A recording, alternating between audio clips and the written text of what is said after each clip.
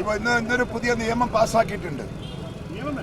അല്ല, ക്യാബിനറ്റ് തീരുമാനമെടുത്തിട്ടുണ്ട്. അതിന് പാർലമെന്റിൽ അത് ബില്ലായി വരും.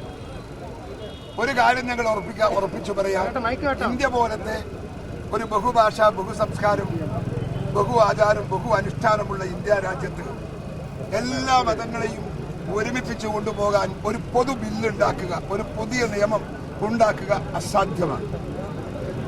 ഒരു തിരഞ്ഞെടുപ്പ് രംഗത്ത് എല്ലാ ആളുകളും ഒറ്റക്കെട്ടായി മുൻപോട്ട് പോകാൻ സാധിക്കുന്ന അവസരത്തിനാണ് ജനാധിപത്യം എന്ന് നമ്മൾ പറയുന്നതും പേരിട്ടതും. ആ ജനാധിപത്യം അംഗീകരിച്ചുകൊണ്ട് മുൻപോട്ട് പോകണം. എല്ലാ ആളുകളെയും ഉൾക്കൊള്ളണം. എല്ലാ ആളുകളെയും ഈ രാജ്യത്ത് വേണം. എല്ലാ മതങ്ങളും ജാതികളും ഭാഷകളും സംസ്കാരങ്ങളും ആചാരങ്ങളും അനുഷ്ഠാനങ്ങളും ഇന്ത്യ രാജ്യത്തിന്റെ പൊതുസമ്പത്താണ്. അതാണ് ഇന്ത്യയുടെ പ്രത്യേകത.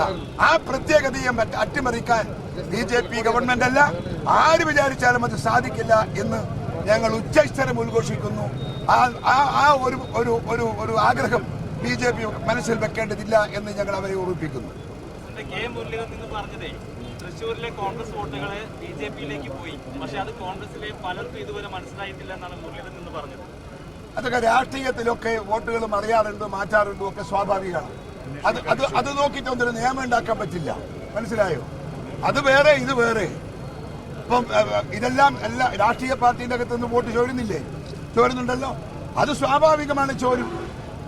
അതൊക്കെ വ്യക്തികളെ ബാധിക്കുന്ന മാത്രം പ്രശ്നമാണ്, പാർട്ടിയെ ബാധിക്കുന്ന പ്രശ്നമല്ല, നാടിനെ ബാധിക്കുന്ന പ്രശ്നമല്ല, ഈ രാജ്യത്തിന്റെ രാഷ്ട്രീയ സംസ്കാരത്തെ ബാധിക്കുന്ന പ്രശ്നമല്ല.